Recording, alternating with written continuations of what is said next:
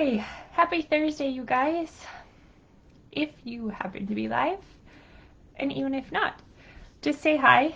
Um, Hashtag replay if you're watching later. If you're on live, I'd love to know how you're doing.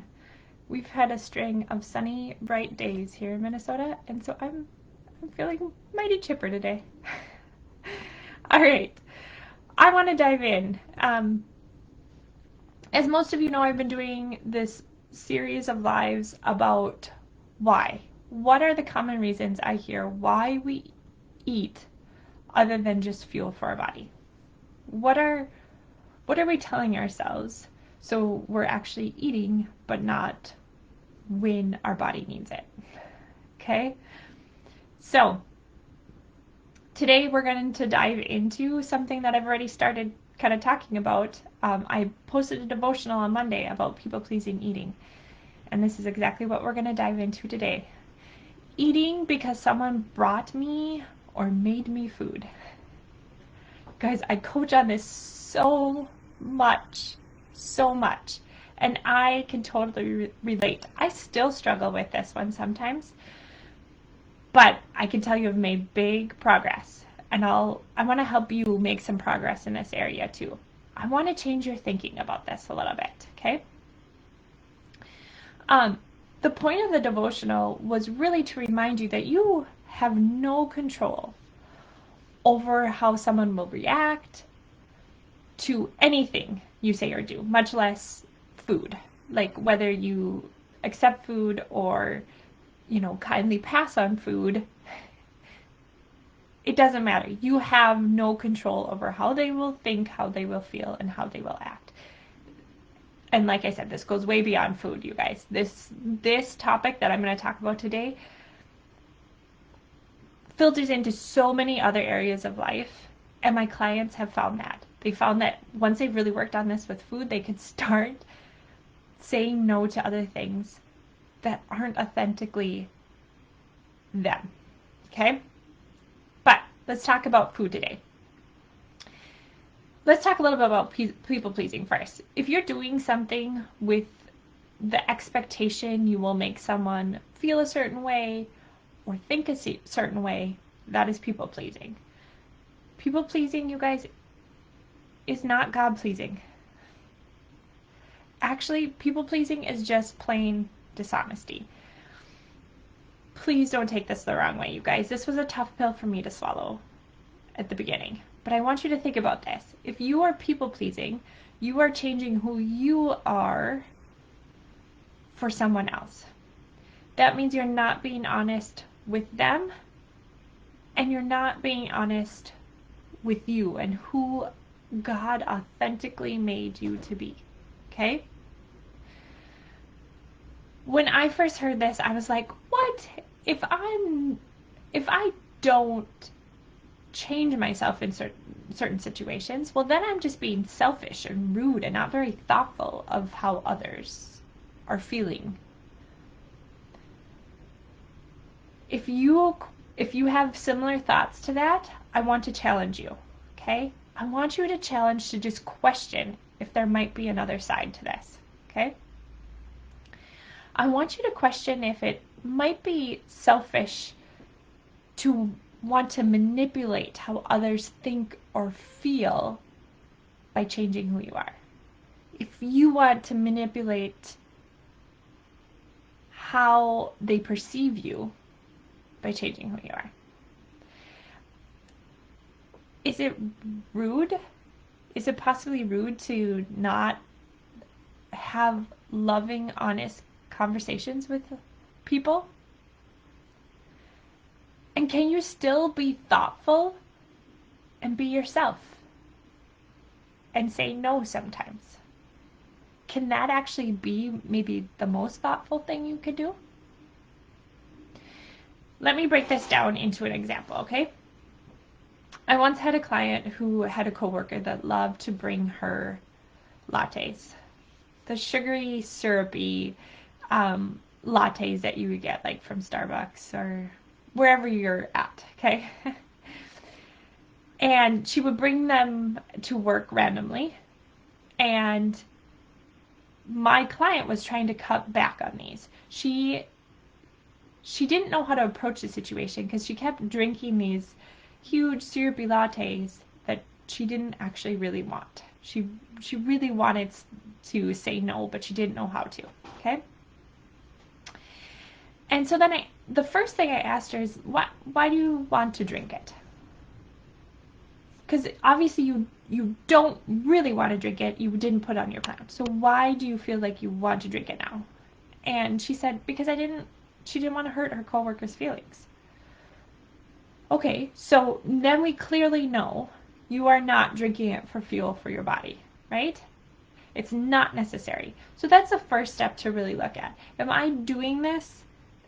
Am I eating this for fuel? Am I drinking this? Am I consuming this for fuel? If it's not, okay, we gotta look at this, okay?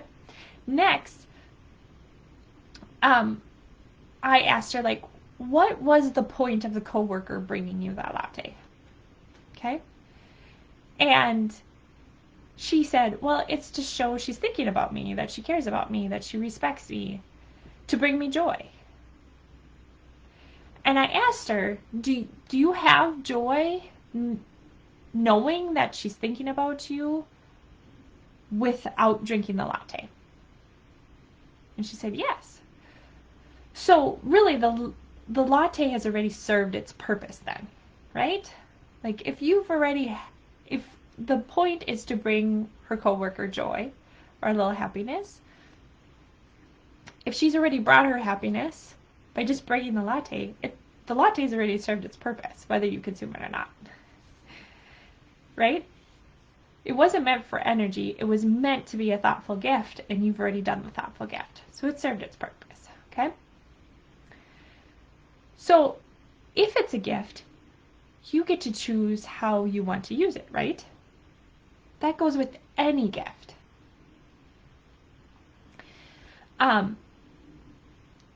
What my client said was like, yeah, that's right. I do get to choose, but not really. She's watching me, and I feel like if I just poured it down the drain, she would feel really bad. So I don't really get to choose how I use it. And I want to stop there and always say, you guys, you always have a choice. And here's the deal. Her coworker might have been disappointed if she poured it down the drain. But she might also be disappointed in the fact of not knowing how she really feels. Right? Which she wasn't telling her coworker. She kept leading her coworker on into thinking that what this coworker was doing was something that supported her, but it made this client feel really terrible. It was creating a lot of turmoil inside of her. And that gift really wasn't serving its purpose because it wasn't bringing her joy. It was really doing the opposite. What we got down to was that she needed to be honest with her coworker in a very loving way. You guys, you can be honest and say no and be very thoughtful about it. And it goes something like this. I love that you thought of me. I can tell how much, or I can't tell you how much I appreciate this gift and what it brings to me. Right now, I'm just trying not to drink so much. I'm not having these, or I'm trying to not have so much sugar. I'm not going to have this one. If you know of someone that might enjoy it, I'd love to give it to them, or if you want to enjoy it, that'd be great. If not, I could totally pay you back. But no matter what, I just want to tell you that you're awesome, and I appreciate your thoughtfulness. And next time, I love a note or a funny text. Those are all awesome ways to just show me that you care. And leave it at that. That's a beautiful way to put it. Okay, that's kind of my words. Here's how I help some of my clients set this up for themselves. Okay? And I like to say this is my outline to say no gracefully. 1, acknowledge what the other person is trying to do. Are they trying to show you love? Are they trying to give encouragement? Are they trying to be kind? This even goes for like mothers or mother-in-laws that bring over treats. They would just want to show you love. And you could just say, oh, I can just feel how much love you put into making these for us. That was very kind of you. That just acknowledge what they are doing, okay? Then be thankful for what they're doing. I so appreciate what you're doing. This is so awesome. Thank you. Then number 3, tell them no with a very brief explanation as to why and why it will be a no in the future. Again, okay?